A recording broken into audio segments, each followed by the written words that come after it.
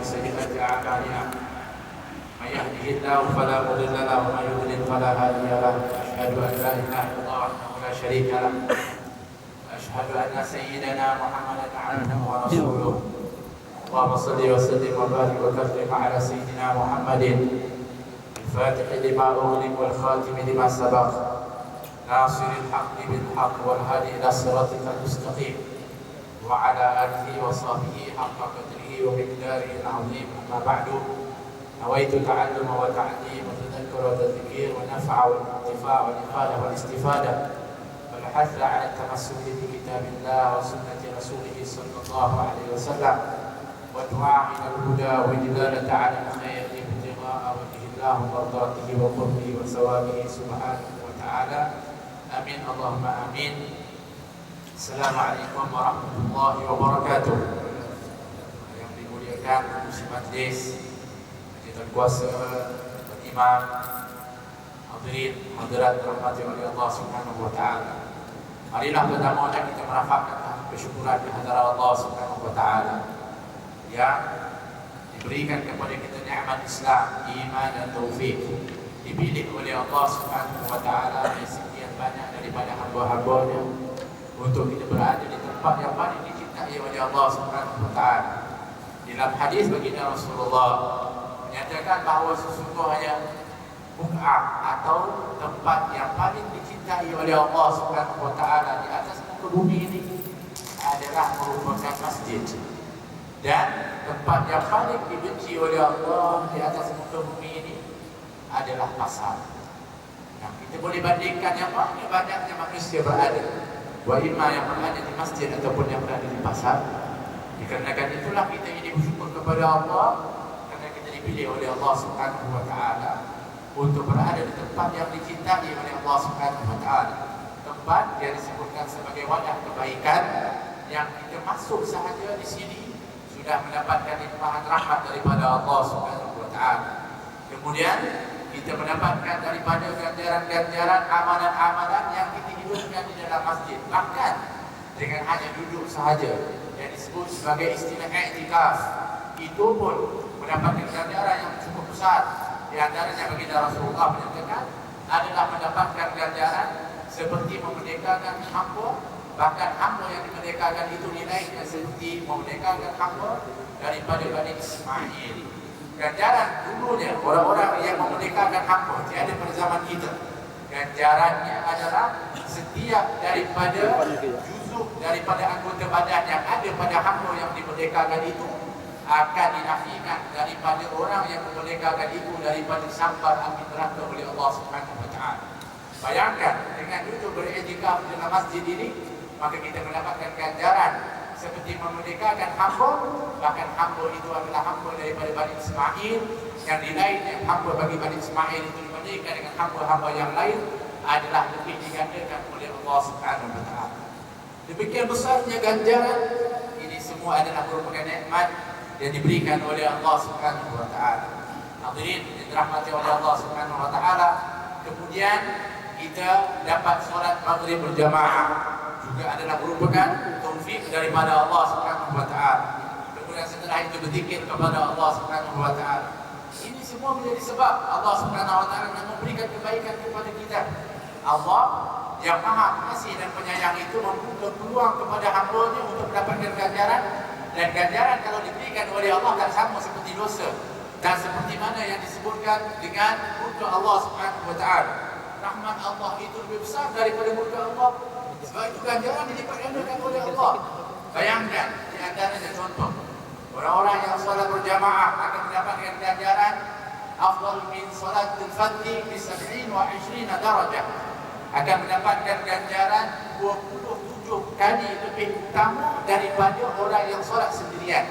Itu kalau hanya ada imam dan makmum, atau makmumnya kurang daripada 27 orang. Tapi kalau makmumnya lebih daripada 27, makmumnya 50, makmumnya 100, maka nilainya itu adalah digandakan mengikut ramainya jamaah yang ada tersebut.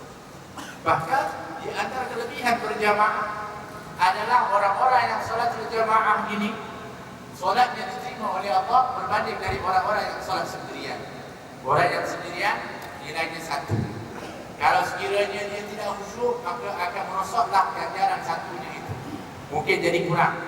Kalau semakin dia lalai, semakin kurang. Mungkin ramai orang-orang yang solatnya itu hanya sekadar menggerakkan anggotanya, tetapi kosong kehadiran dirinya kepada Allah Subhanahu wa taala, maka tiada nilai solatnya di sisi Allah. Tapi orang yang salat berjamaah ini, dia dijamin dengan ganjaran yang diterima oleh Allah Subhanahu wa taala. Kalaupun kadang-kadang kita juga ada lalai, kadang-kadang kita juga ada kadang-kadang tidak khusyuk. Kalau imam yang khusyuk, maka seluruh jamaah ini akan dinilai dan diterima oleh Allah Subhanahu wa taala solat. Kalaupun imamnya kadang-kadang ada yang tidak khusyuk, maka salah seorang daripada makmum itu khusyuk, solatnya pun akan diangkat di sisi Allah Subhanahu wa taala. Kalau tiada yang disebutkan tadi, kadang-kadang masih dalam khusyuk dan tidak, maka akan ditampal di antara satu sama lain. Semuanya akan sempurna dihadapkan di hadapan Allah. Anak tak beruntung ni orang-orang yang solat berjamaah, solat berjamaah itu. Bahkan satu ketika diceritakan seorang yang ketika mana seumur hidupnya tak pernah meninggalkan solat berjamaah. Satu ketika dia tertidur setelah solat maghrib dan dia tertinggal solat isya berjamaah. Dia terbangun ketika itu sudah lewat malam. Dia suruh cari orang untuk nak diajak untuk berjamaah bersama. Ternyata orang dah tidur, dah balik ke rumah masing-masing. Maka kesal hatinya, tak ingin untuk kehilangan dari ganjaran berjamaah. Sebab dia tahu betapa hebatnya ganjaran berjamaah tersebut. Dia cuba, sehingga para ulama mengatakan, kalaupun kita tertinggal solat berjamaah dan orang telah menunaikan solat berjamaah, kita boleh minta tolong kepada orang solat itu untuk dia mengikut kepada kita. Sebab pandang besarnya ganjaran berjamaah. Bahkan kata para ulama, kalau dia minta bayaran, bayar. Nak cerita kata nilai solat berjamaah lebih mahal daripada harta yang kita miliki. Yang orang ini tak dapati orang yang ingin untuk diajak berjamaah kerana semuanya telah kembali ke rumah masing-masing. Apa yang dia buat? Dia solat isya sebanyak 27 kali. 4 rakaat sebanyak 27 kali. Selesai solat 27 kali 4 rakaat, bayangkan betapa banyaknya. Setelah itu terada kepenatan, dia tertidur. Di dalam tidurnya dia bermimpi. Ketika itu di dalam pada mahsyar, orang-orang ketika itu menuju kepada cahaya yang terang benderang untuk mendapatkan nikmat daripada Allah. Dia ketika itu mengendarai seekor daripada kuda, tapi kudanya lambat. Yang berada di sisinya laju, termasuklah yang dia kenali, di antaranya saudara dan kawan-kawan. Dia mengatakan, Fulan, kenapa kau punya kuda, kau punya kenderaan laju sedangkan aku lambat? Maka sambil mereka itu laju menuju kepada rahmat Allah Subhanahu wa taala, mereka mengatakan, kerana engkau telah meninggalkan solat berjamaah. Dia mengatakan, aku telah menggantikan sebanyak 27 kali solat isya. Dia mengatakan, solatmu 27 kali tadi ini tidak menyamai, walaupun hanya takbiratul ihram di belakang imam. Walaupun amin di belakang imam tidak sama dengan 27 kali kamu solat. Walaupun kamu gandakan sebanyak 27 kali. Alangkah besarnya ganjaran solat berjamaah. Belum takbiratul ihram di belakang imam, belum lagi amin. Disebutkan oleh baginda Rasulullah, man waffaqa ta'minhu ta'minul malaikah ghufira lahu ma taqaddama min dhanbi. Barang siapa yang mana aminnya itu mendapati aminnya para malaikat. Bila aminnya para malaikat, iaitu aminnya imam, maka Allah akan mengampunkan dosanya yang telah lalu. Ini saja sudah mendapatkan ganjaran yang cukup besar. Solatul jamaah. Sebab itu kita bersyukur kepada Allah malam ini. Begitu juga pada bermalam-malam yang kita berada di rumah Allah. Kita ini adalah orang-orang yang dipilih oleh Allah Subhanahu wa taala. Kemudian setelah itu kita berfikir, dan ceritanya Allah dah berikan ganjaran ni, Allah berikan banyak. Sebab Allah yang Maha Pengasih itu kalau boleh semua hamba-Nya nak dimasukkan ke dalam syurga. Cuma tinggal lagi kadang-kadang hamba-Nya itu tak mengambil peluang yang diberikan oleh Allah Subhanahu wa taala. Ramai kadang-kadang orang mengatakan kita tunggu hidayah, tunggu seru daripada Allah Subhanahu wa taala, tunggu semuanya lagi. Bukankah ketika itu bila telah melakukan azan sampai sakit-sakit tegaknya, hayya 'ala shalah, hidayah mana lagi, seru mana lagi yang dinantikan oleh orang-orang untuk nak menyambut kepada seruan Allah Subhanahu wa taala? Hidayah mana lagi yang ditunggu ketika itu? Sebab hidayah ini ada yang langsung dicampakkan oleh Allah Subhanahu wa taala. Ada hidayah yang diberikan oleh Allah secara umumnya yang kita mesti sahut kepada hidayah Allah Subhanahu wa taala. Nah, cerita ganjaran yang diberikan oleh Allah itu banyak, di antaranya setelah salatul maghrib dalam hadis baginda Rasulullah dalam Sahih Muslim, bahkan dalam riwayat Tirmidzi dan juga daripada Ibnu Majah, baginda Rasulullah SAW mengatakan, barang siapa yang mengucapkan la ilaha illallah wahdahu la syarikalah lahul mulku wa lahul hamdu yuhyi wa yumiitu wa huwa ala kulli syai'in qadir, setelah salatul maghrib dan salat daripada fajar atau salat subuh, tanpa dia berubah daripada tempat duduknya, maka setiap huruf akan diberikan 10 ganjaran kebaikan. Setiap huruf diberikan 10 keampunan. Setiap huruf dinaikkan derajat oleh Allah, 10 derajat oleh Allah Subhanahu wa taala. Setiap huruf la ilaha illallah sahaja sudah mengandungi 15 huruf. Wahdahu la syarikalah lahul mulku wa lahul hamdu yuhyi wa yumiitu wa huwa ala kulli syai'in qadir. Tanpa dia berubah dari tempat daripada tahiyat akhirnya, dia mengucapkan 10 kali, dipilih oleh baginda Rasulullah, iaitu selepas maghrib dan selepas subuh. Kerana biasanya selepas maghrib dan selepas subuh ni kadang-kadang orang nak cepat, disuruh duduk dulu, bertenang. Dapat apa ganjarannya? Setiap huruf 10 ganjaran kebaikan. Setiap huruf 10 keampunan. Setiap huruf 10 derajat dinaikkan oleh Allah Subhanahu wa taala. Subhanallah, peluang untuk mendapatkan ganjaran ini cukup mudah diberikan oleh Allah Subhanahu wa taala. Sebab itulah ketika Allah mengucapkan yang kita biasa baca daripada subuh, daripada solat subuh hari Jumaat, kita baca dari surah Al-Alif Lam Mim Sajdah, tatajafa junubuhum 'anil madaji'i yad'una rabbahum khawfan wa tama'an wa mimma razaqnahum, yaitu mereka mengangkat lambung-lambung mereka dari tempat pembaringan. Ahli mufassirin mengatakan apa dia dimaksudkan dengan firman Allah tersebut, yaitu orang-orang Arab dahulu apabila mereka penat balik daripada kerja mereka akan tidur di waktu-waktu di antara maghrib dan isya. Sedang Allah memuji kepada orang-orang yang di waktu maghrib dan isya dia tidak tidur, bahkan dia bangun untuk nak memuji kepada Allah, berdoa kepada Allah, berzikir kepada Allah. Menghadiri majlis-majlis seumpama ini adalah orang-orang yang mana disebutkan tatajafa junubuhum 'anil madaji', orang-orang yang mengangkat lambung-lambung mereka itu dari tempat pembaringan mereka. Alhamdulillah, ini adalah merupakan waktu zahabiyah, merupakan waktu keemasan. Para ulama kita dahulu, kalau kita ikuti kepada kehidupan mereka di waktu maghrib dan isya, tiada yang disebutkan hubungan di antara makhluk dengan makhluk, tiada. Semuanya hubungan dengan Allah Subhanahu wa taala. Wa imam mereka akan isi dengan zikir, bacaan Al-Quran atau kuliah-kuliah ilmu. Ini semua adalah menjadikan hubungan seorang hamba dengan Allah Subhanahu wa taala.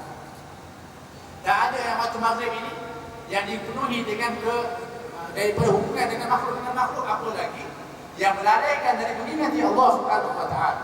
Malamnya biasanya dalam waktu seperti ini yang biasa dibuat adalah pergi ke pasar-pasar. Disitulah meriahnya waktu-waktu itu. Di sanalah sehingga orang sibuk dengan muamalah yang melalaikan dari mengingat kepada Allah. Hanya waktu yang begitu singkat, yaitu di antara maghrib dan isya, yang disebut waktu keemasan. Kalau di Hadramaut itu di waktu di antara maghrib dan isya, itu akan sunyilah ketika itu daripada pasar-pasarnya, daripada orang. Kenapa? Semuanya paling tidak pun berada di rumah, yang lainnya berada di rumah-rumah Allah Subhanahu wa taala. Subhanallah. Sebab mengetahui nilai-nilai. Itu orang-orang tua kita pun begitu juga. Di antara maghrib dan isya adalah pantang untuk nak lihat adik yang berada di luar. Sebab apa? Tahu nilai daripada waktu yang begitu berharga yang digunakan oleh Allah hanya sebentar saja di antara maghrib dan isya, mendapatkan ganjaran yang cukup besar di sisi Allah Subhanahu wa taala. Hadirin hadirat rahmati oleh Allah, apa yang kita sebutkan ini, yang kita tahu nilai dan juga daripada apa yang digunakan oleh Allah, kita hanya akan dapat tahu adalah apabila kita memiliki kepada ilmu. Ini bedanya dengan orang-orang yang berilmu dengan orang yang tidak berilmu. Sebab itulah Sayyidina Ali radhiyallahu anhu mengatakan, la adwa a'ada minal jahli. Tiada musuh yang lebih dahsyat daripada kejahilan. Sebab orang-orang yang jahil ini, mereka tak tahu bagaimana untuk mendapatkan kebaikan yang dikurniakan oleh Allah, sedang Allah sentiasa memberikan kebaikan kepada kepada hamba-Nya, tapi tak tahu. Sedangkan untuk mendapatkan ganjaran di sisi Allah, cukup mudah sekali. Sehingga dikatakan setiap apa yang kamu buat daripada kebaikan itu, bahwa yukhlifu, Allah pasti akan gantikan dan ganjaran. Semua kebaikan akan diberikan oleh Allah Subhanahu wa taala ganjaran. Subhanallah. Sebab itu ilmu ini adalah satu yang sangat yang penting disebutkan. Sebab itu para ulama mengkategorikan manusia itu kepada 4 jenis. Bapak mengatakan bahawa ar-rijalu arba'ah. Sesungguhnya orang itu ada 4 jenis. Ada 4 keadaan. Yang pertama, rajulun yadri wa huwa yadri annahu yadri. Seorang yang tahu dan dia tahu yang dia tahu. Fadzaka 'alimun fata'alla minhu. Ini orang alim, maka belajarlah daripada dia. Ini orang yang tahu dan dia tahu yang dia tahu. Yang keduanya, rajulun yadri wa huwa la yadri annahu yadri. Orang yang dia tahu tetapi dia tak tahu yang dia tahu. Fadzaka ghafilun. Ini orang yang lalai. Fadzakirhu, ingatkan kembali kepada dia tahu. Dia dah ada pernah pelajaran. Dia tahu ada ganjaran di situ. Dia tahu fadilah ini. Tapi nak buat tu dia kadang-kadang lalai. Maka orang begini kita jadi ingatkan balik semua.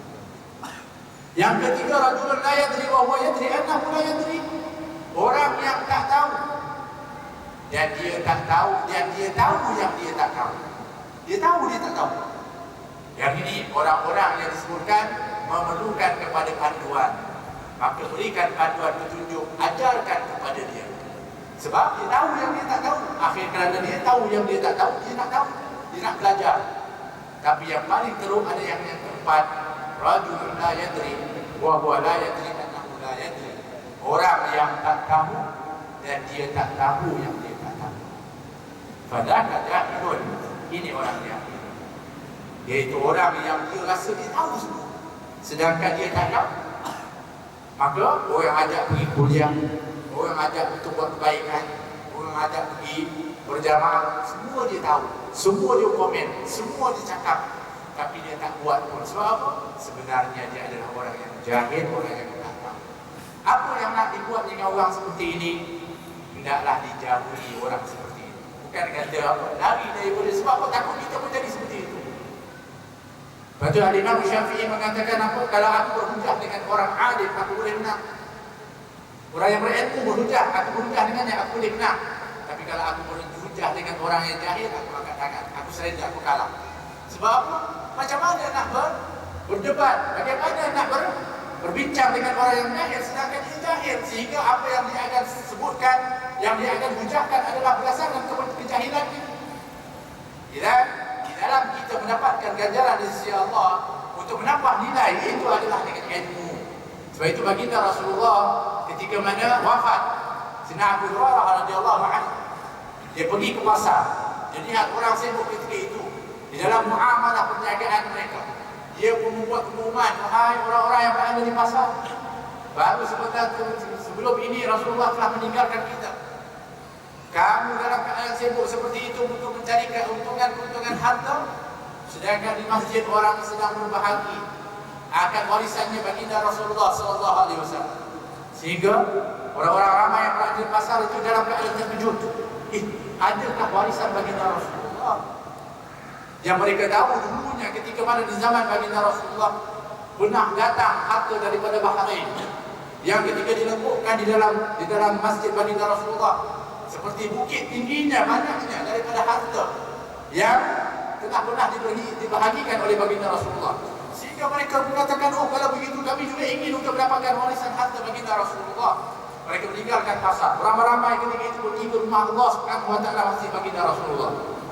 Ketika sampai di sana, dia tak mendapati ketika itu merupakan harta. Yang dilihat di hujung saja halaman ilmu.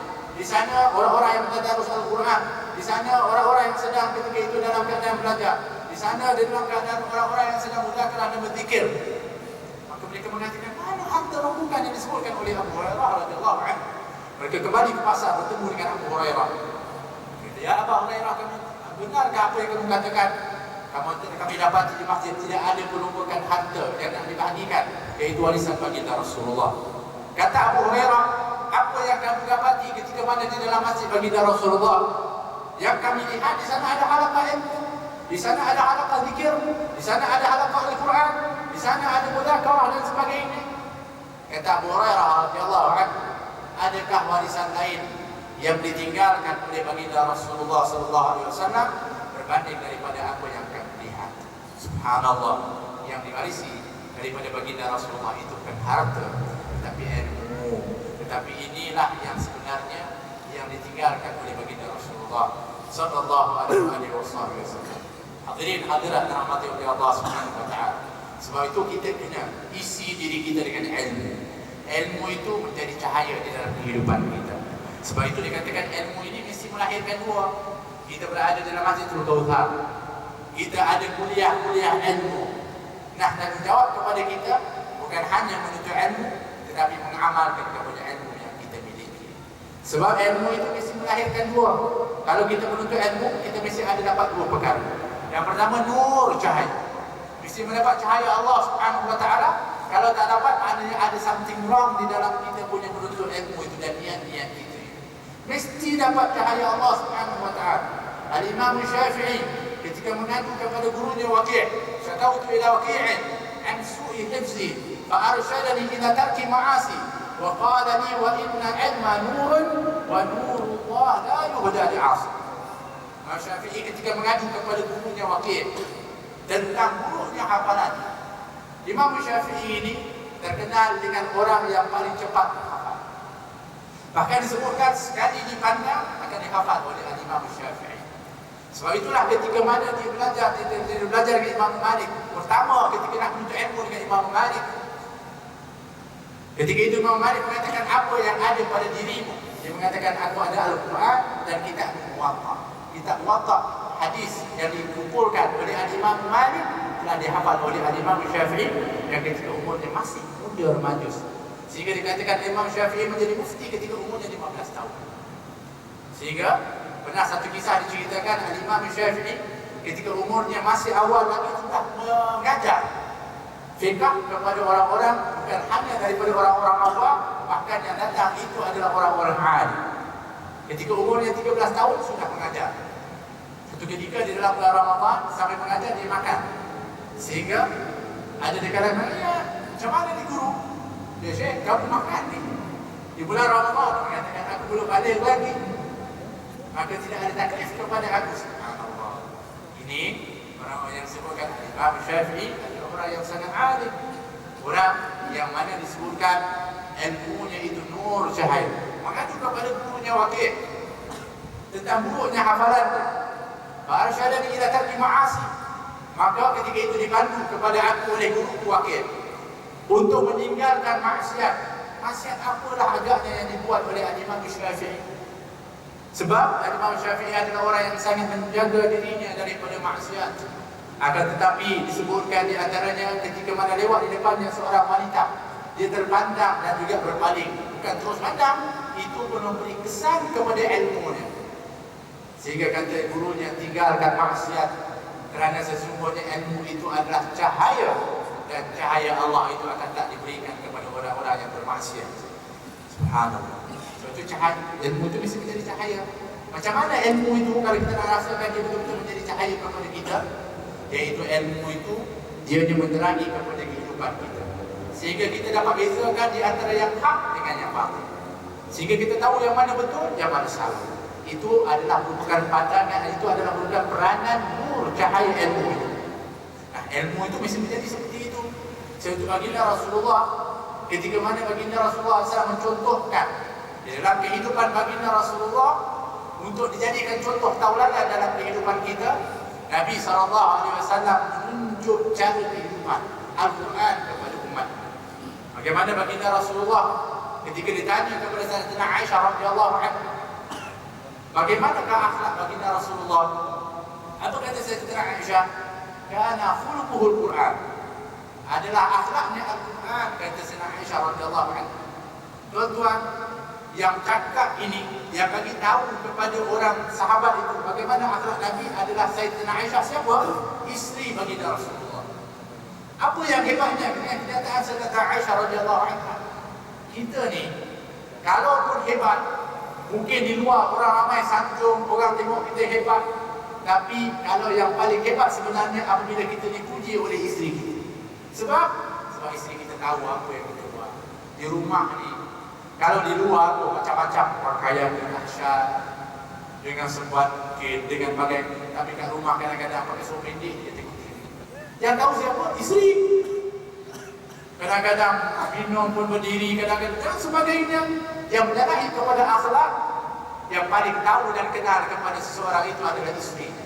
Jadi kalau isteri memuji kepada suami seperti pujian Sayyidatina Aisyah kepada baginda Rasulullah, ini adalah yang paling hebat. Sebab apa? Sebab baginda Rasulullah benar-benar mewarnai kehidupannya dengan Al-Quran. Bukan di luar, bahkan di dalam rumah tangganya bersama isteri dan anaknya. Tidak pernah ketika itu baginda Rasulullah berbalik daripada adab dan akhlak. Baginda Rasulullah mengatakan, "Adabani Rabbi fa ahsana ta'dibi." Aku ini diajar adab oleh Allah Subhanahu wa taala Tuhan, dan terbaiklah adabku, kata baginda Rasulullah SAW. Nak ceritanya kata, ilmu yang telah pun diajarkan oleh baginda Rasulullah melalui Al-Quran dan kehidupan baginda Rasulullah mesti menjadi tauladan kepada kehidupan kita. Jadikan ianya sebagai cahaya di dalam kehidupan kita ilmu tersebut. Yang keduanya, ilmu itu mesti melahirkan khasyah. Apa khasyah? Iaitu takut kepada Allah. Semakin kita berilmu, semakin takut kepada Allah Subhanahu wa taala. Semakin kita dapat ilmu, semakin takut kepada Allah Subhanahu wa taala. Bukan semakin ada ilmu semakin sombong. Bukan semakin ada ilmu semakin menyalahkan kepada orang lain. Bukan tugasnya apabila seorang menuntut ilmu itu adalah untuk nak mengadili kepada orang lain. Ilmu itu adalah untuk dirinya dan memperbetulkan dirinya, dan tugas untuk dakwah mengajak kepada kebaikan-kebaikan, bukan untuk condemn atau untuk nak tunjukkan kesalahan orang lain. Ini niat-niat yang salah di dalam menuntut ilmu. Sebab ilmu yang kita pelajari, kalau kita kata dalam Masjid Al-Kautsar ini, susunan daripada ilmunya, tafsir, ada hadis, ada yang disebutkan Al-Quran, di sana ada ilmu tasawuf, di sana ada ilmu fikih dan sebagainya. Walaupun ada berbagai bidang ilmu, sebenarnya ilmu itu semuanya satu matlamat adalah untuk mengenalkan hamba kepada Allah SWT. Tapi kalau ilmu itu tidak membawa hamba itu kenal kepada Allah, tetapi membawa dirinya sombong, rasa dirinya hebat, rasa dirinya itu untuk popular dan juga untuk nak tunjuk dia adalah hebat, maka tak mencapai daripada matlamat menuntut ilmu yang sebenar. Sebab semakin seorang berilmu, semakin takut kepada Allah. Baginda Rasulullah mengatakan, "Lau ta'lamuna ma a'lam, la baqaitum katsiran wa la dhahibtum qalila." Kalau kamu tahu kamu ada ilmu sebagaimana yang aku ada, kata baginda Rasulullah, pasti kamu sedikit ketawa dan banyak menangis, kata baginda Rasulullah SAW.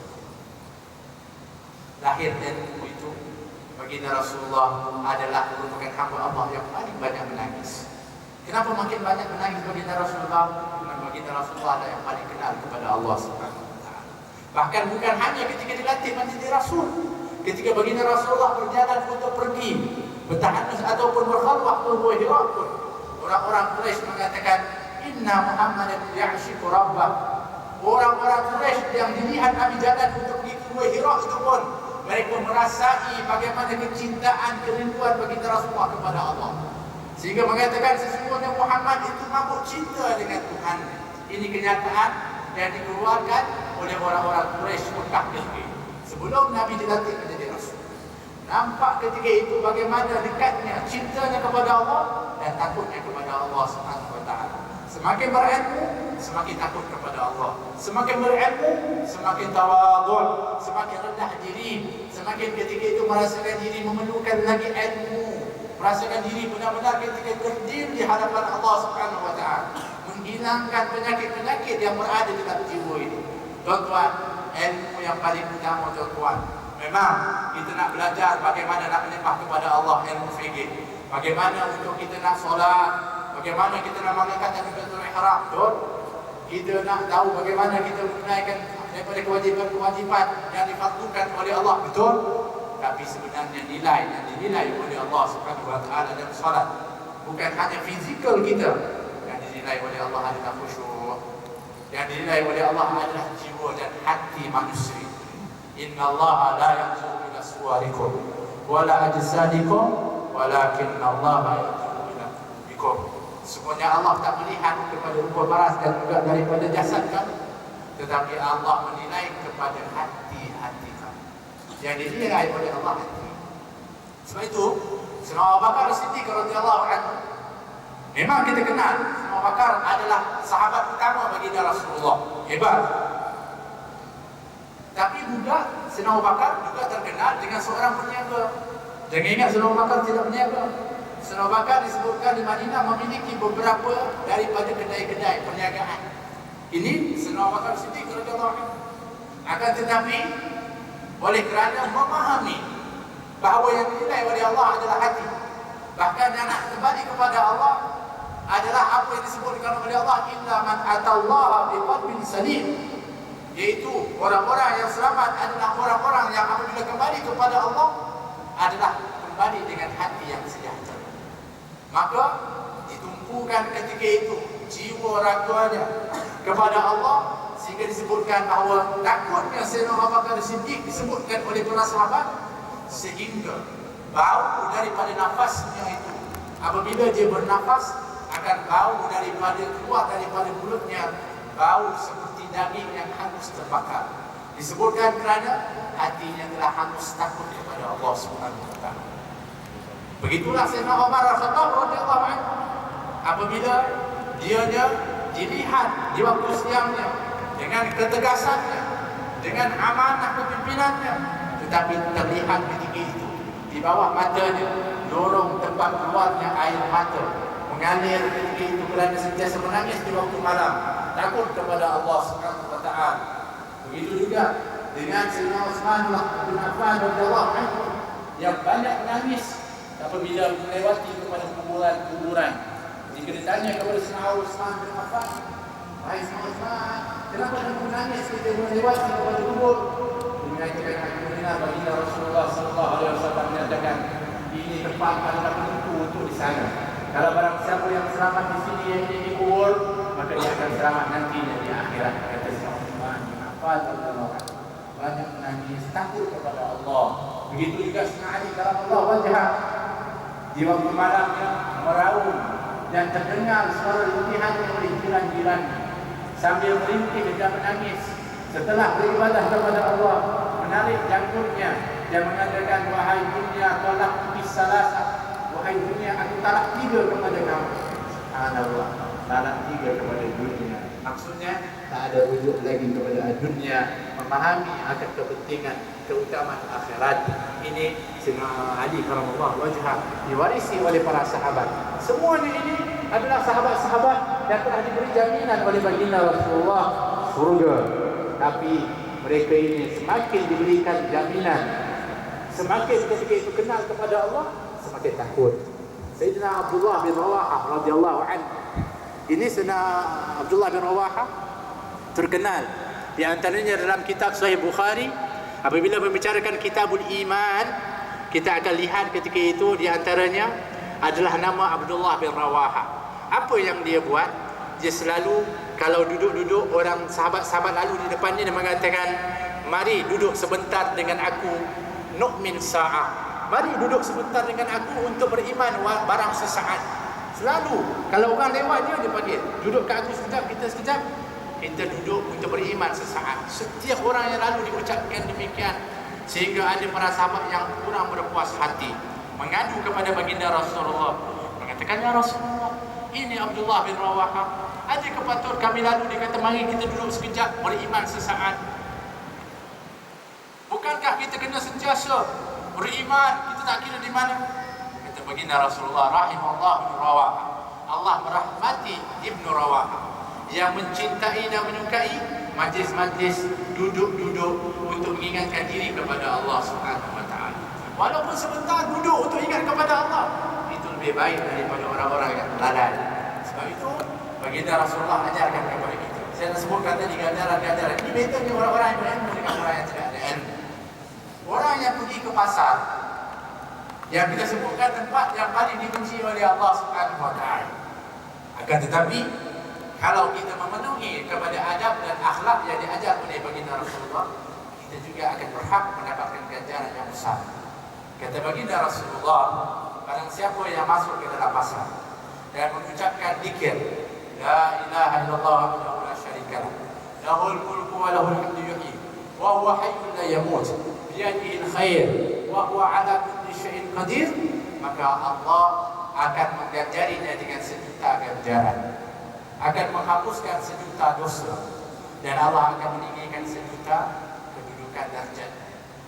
Hanya dengan satu kalimat yang ringan, dengan kalimat yang singkat, tapi diberikan ganjaran besar oleh Allah. Sebab apa?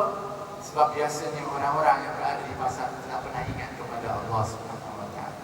Tiba-tiba kita datang masuk ke dalam pasar, kita berzikir kepada Allah seperti mana yang diajarkan oleh baginda Rasulullah SAW.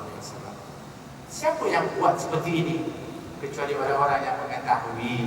Tapi kalau kita tak tahu, kita masuk pasar, hari-hari kita pergi ke pasar, tapi kita tak mendapatkan ganjaran yang begitu mudah yang diajarkan oleh baginda Rasulullah SAW. Nabi ini sangat penyayang kepada umat, sehingga mencipta sebab di sisi Allah Subhanahu wa taala untuk kita dapat ganjaran yang mudah-mudah. Tetapi dengan syarat umatnya itu dibekalkan dengan ilmu, sehingga baginda Rasulullah anjur sehingga baginda mengatakan talabul ilmi fardhatun ala kulli muslim. Menuntut ilmu itu adalah merupakan kefarduan kepada orang-orang Islam. Hari ini orang Islam mundur, bergaduh, buat yang bukan kerana sibuk yang dan sebagainya, tetapi kerana kejahilan yang ada kepada umat Islam. Umat Islam ini yang tidak ada ilmu, maka mereka akan mulia. Yang disebutkan al-Islam bukan hanya dengan apa yang disebut dengan bibir atau yang dicop ketika berdirinya. Al-Islam adalah ilmu. Islam itu difahami, Islam itu dihayati. Tak akan dihayati kecuali dengan ilmu yang kita wariskan atau kita warisi daripada baginda Rasulullah sallallahu alaihi wasallam. Hadirin yang disebutkan, semakin berilmu semakin takut kepada Allah Subhanahu wa taala. Semakin berilmu semakin kita ini mendapat panduan daripada Allah Subhanahu wa taala. Orang yang menuntut ilmu merasakan dirinya semakin jahil, ini adalah orang menuntut ilmu yang betul. Tapi kalau dia menuntut ilmu sikit dah merasa alim, maka dia tidak tahu. Sebab orang yang menuntut ilmu semakin menuntut ilmu, semakin banyaklah yang dia tak tahu. Ilmu Allah itu sangat luas. Allah mengatakan wa ma utitum minal ilmi illa qalila. Dan aku berikan ilmu itu sedikit. Sehingga disebutkan oleh para ulama darjat-darjat ilmu. Disebutkan yang paling berilmu di kalangan hamba Allah adalah Nabi Muhammad SAW.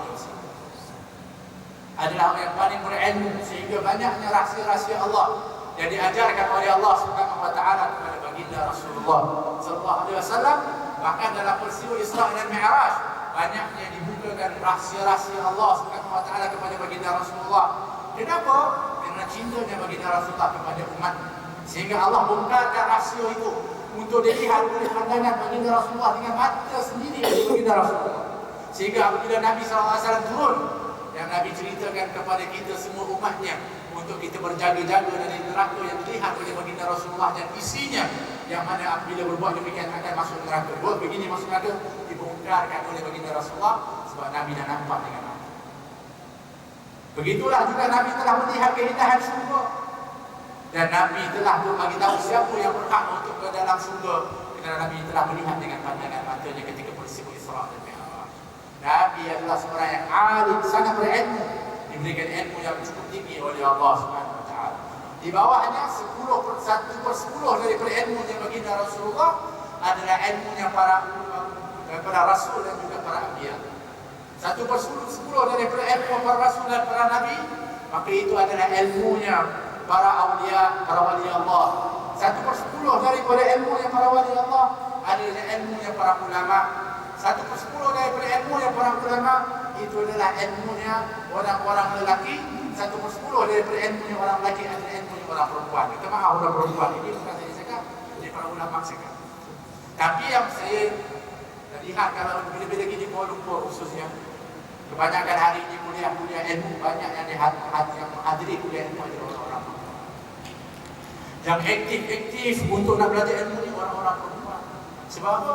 Sebab orang lelaki banyak masuk dalam nombor 4. Dia rasa dah tahu. Kadang-kadang isteri dia balik pun nak cerita pun dia dah tahu dah. Belum nak sempat nak cerita dah tahu dah nak cerita. Sebab apa? Sebab itu kita katakan orang-orang yang mana dia rasa diri dia tahu selalu. Sebab itu kita kena untuk mengambil kesempatan dengan peluang ilmu yang diberikan oleh Allah Subhanahu Wa Taala.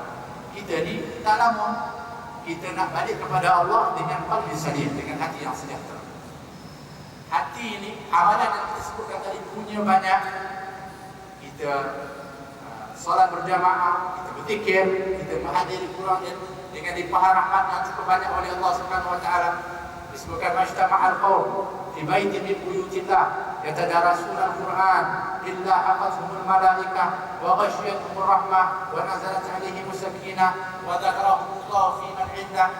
Tidak ada satu kaum yang berkumpul di dalam rumah Allah yang ketika itu mempelajari Al-Quran atau ilmu-ilmu mengenalkan kepada Allah seperti hari ini, kecuali Allah akan melimpahkan rahmat.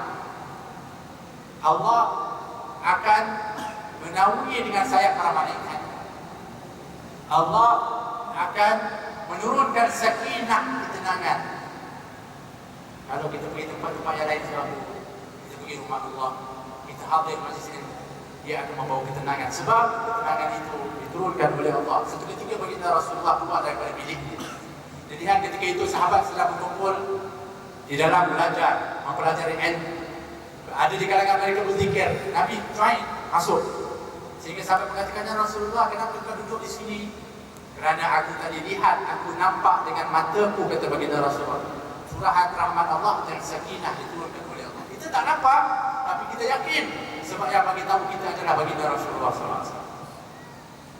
Yang lebih dahsyat lagi tuan-tuan, wa dzakarahumullahu fi man 'indah.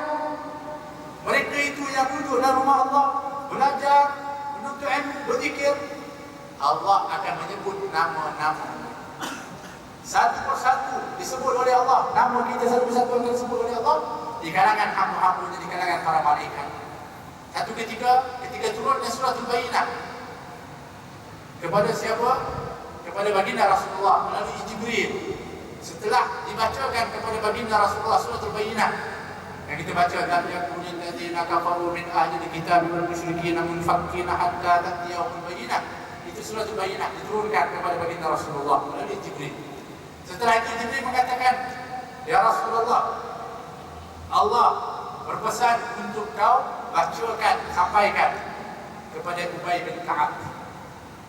Maka baginda Rasulullah setelah menerima wahyu pergi berjumpa dengan Ubay bin Ka'ab radhiyallahu anhu. Sina Ubay adalah merupakan sahabat baginda Rasulullah yang juga cukup pandai dalam Al-Quran. Disebutkan Sina Ubay adalah merupakan orang yang alim di kalangan para sahabat. Baginda Rasulullah jumpa dengan Sina Ubay, mengatakan, "Wahai Ubay, Allah memerintahkan aku untuk membacakan surah ini kepadamu."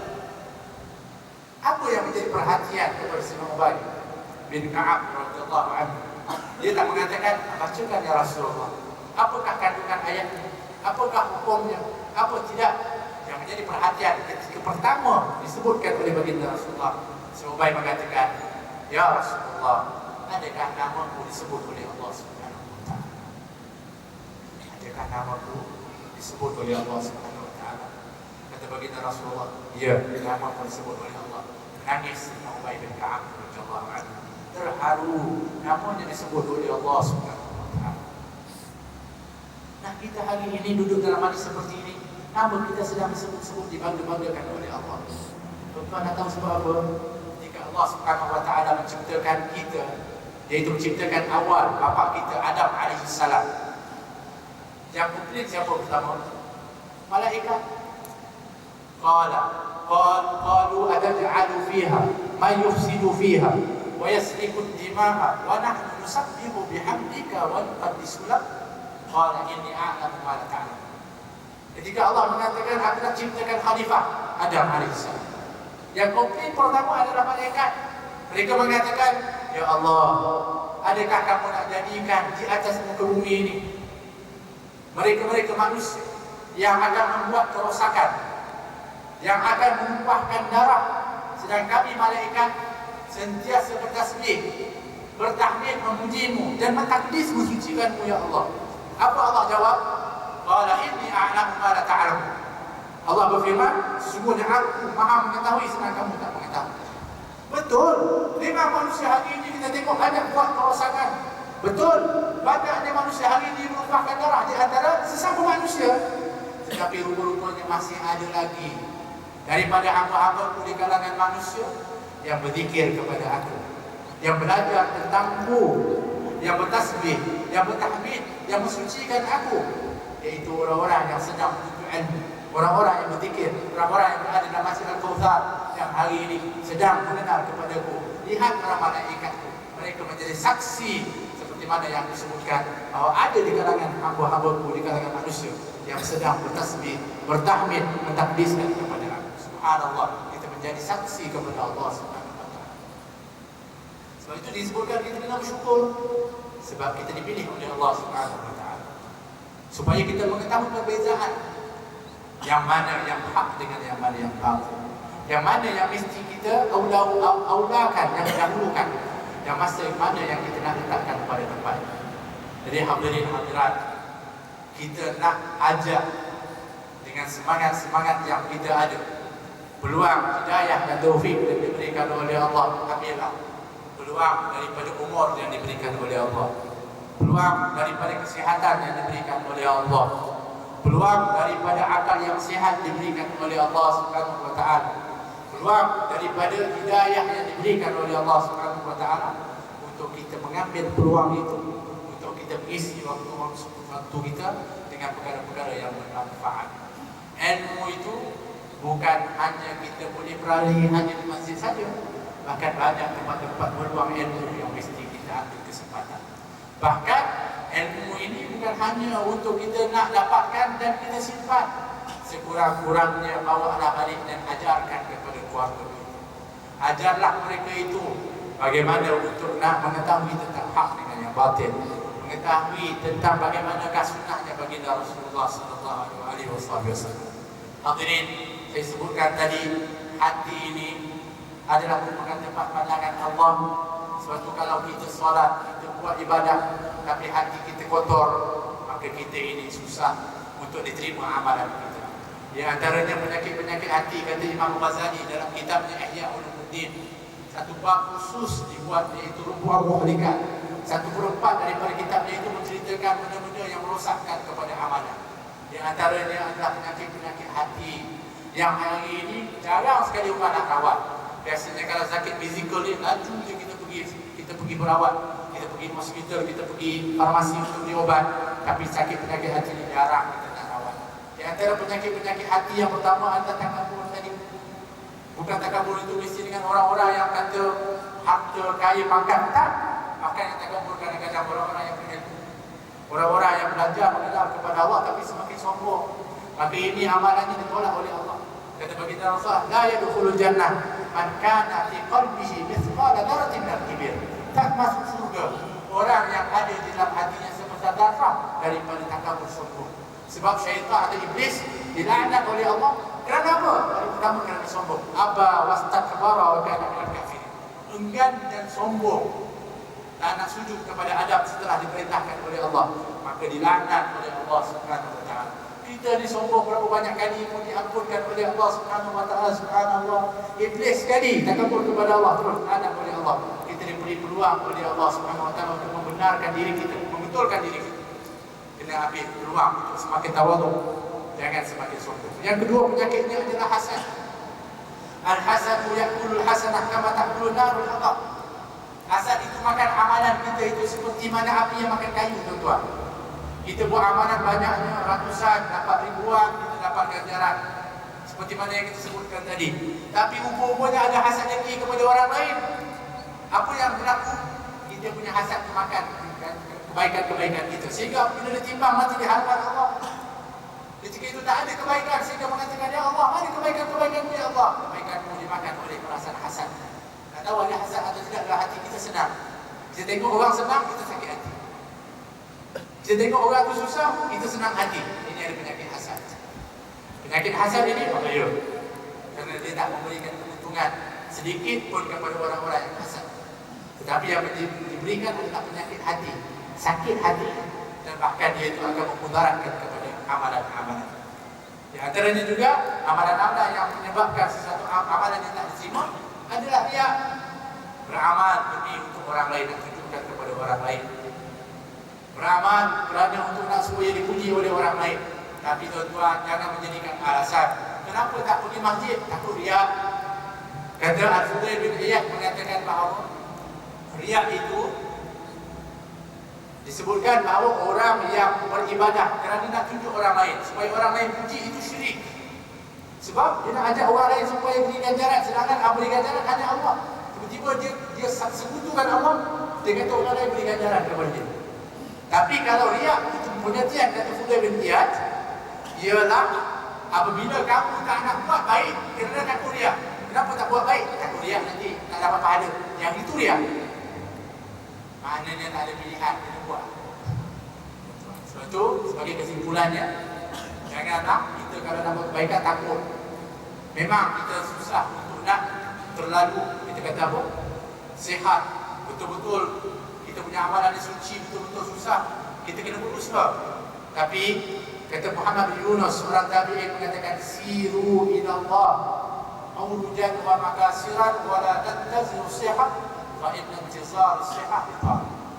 Tujulah kamu kepada Allah dalam keadaan yang sakit, dalam keadaan tempang-tempang. Walaupun kadang-kadang kamu tak betul, kadang-kadang ada perasaan sedikit riak, kadang-kadang sebagainya. Tapi perjuangkan, tuju juga, pergi masjid, buat amalan yang baik dan sebagainya. Kerana kalau kamu tunggu bodoh-bodohnya sampai betul-betul ikhlas, sampai betul-betul suci, maka sebenarnya kamu menunggu, bagaikan menunggu buah yang tak akan gugur. Kamu tak akan buat sama sekali. Sebab itu kita kena buat. Tapi kita dalam masa yang sama cuba untuk membersihkan jiwa, hati kita daripada penyakit-penyakit. Mudah-mudahan memberikan manfaat kepada kita dan memberi semangat kepada kita untuk kita terus mendapatkan ilmu dan juga beramal dengan ilmu yang kita miliki. Mudah-mudahan ilmu kita melahirkan cahaya dan juga khasyah, semakin takut kepada Allah Subhanahu wa taala, sehingga apabila kita dijemput oleh Allah Subhanahu wa taala, kita membawa satu bekal yang cukup berharga. Hasil daripada ilmu itu, wa khairul zadi taqwa, sebaik-baik bekal itu adalah ketakwaan, dan ketakwaan itu hasil daripada seseorang yang berilmu, yang beramal dengan ilmu. Aku qauli hadza wa astaghfirullah li wa lakum.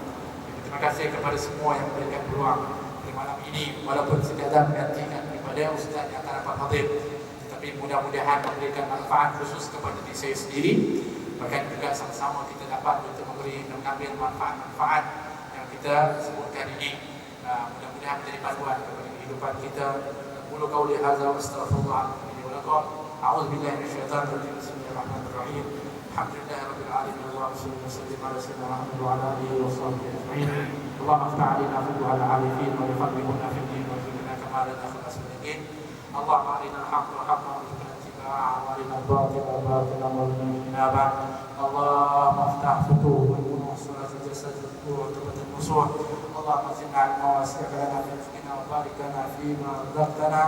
Rabbana hab lana min azwajina wa dhurriyyatina qurrata a'yun waj'alna lil muttaqina imama. Allahumma hdina bi hudak waj'alna mimman yusari'u fi ridhak wa la tuwallina waliyyan siwak wa la taj'alna liman khalafa amraka wa 'asar. Wa hasbunallahu wa ni'mal wakeel. Wa la hawla wa la quwwata illa billahil 'aliyyil 'azim. Rabbana atina fid dunya hasanah fil akhirati hasanah wa qina 'adzaban nar. Wa sallallahu ala sayyidina Muhammad wa ala alihi wa sahbihi wasallam. Subhana rabbika rabbil izzati amma yasifun wa salamun 'alal mursalin. Alhamdulillahi rabbil alamin. Assalamualaikum warahmatullahi wabarakatuh.